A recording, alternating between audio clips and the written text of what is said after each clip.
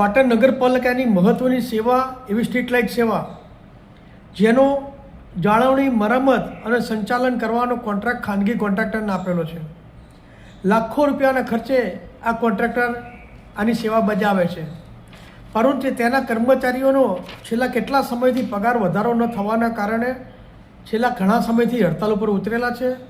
કર્મચારીઓ હડતાલ ઉપર ઉતરવાના કારણે આજે પાટણ શહેરમાં અસંખ્ય લાઇટો બંધ છે.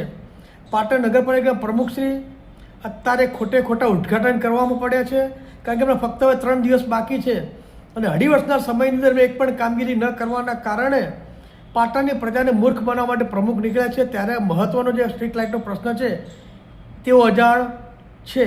આ બાબતે મેં પાટણ નગરપાલિકાના પ્રમુખશ્રી, ચીફ ઓફિસરશ્રી આગામી 2 કે 4 દિવસમાં જે વહીવટદારનો ચાર્જ લેવાના છે એવા વહીવટદારશ્રી, એવા પ્રાંત અધિકારીશ્રી, જેની પાટણની પ્રજાને ખૂબ અપેક્ષા છે એવા પ્રાંત અધિકારીશ્રી, તેવા સ્ટ્રીટ લાઇટના ચેરમેનને મેં આ બાબતે પત્ર લખ્યો છે કે જે સરકારી ધારાધોરણ પ્રમાણે આપણે જે કોન્ટ્રાક્ટરને કામગીરી આપીએ છીએ એ કામગીરી કરવાની જવાબદારી એમની છે.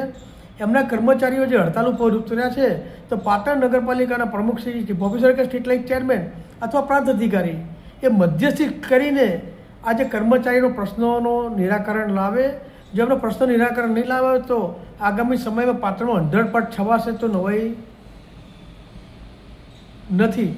આ બાબતે મેં ચીફ ઓફિસરને પણ વિનંતી કરી છે કે તાત્કાલિક આ પાટણની પ્રજાના સાથે જોડાયેલો પ્રશ્ન છે. સ્ટ્રીટ લાઇટો બંધ હોવાના કારણે પાટણ શહેરમાં ચોરીના બનાવો વધે છે, પાટણ શહેરમાં અકસ્માતના બનાવ વધે છે અને કોઈ પણ બનાવ પણ બની શકે છે. તો પાટણ શહેરમાં આવા બનાવ ન બને, ચોરીના બનાવ ન બને એટલે સત્વરે સ્ટ્રીટ લાઇટના ખાનગી કોન્ટ્રાક્ટરે કર્મચારીઓ સાથે સુલે કરાવે અને તાત્કાલિક પાટણની બંધ લાઇટોનો સર્વે કરાવી સત્વરે ચાલુ કરાવે એવી વિનંતી કરી છે.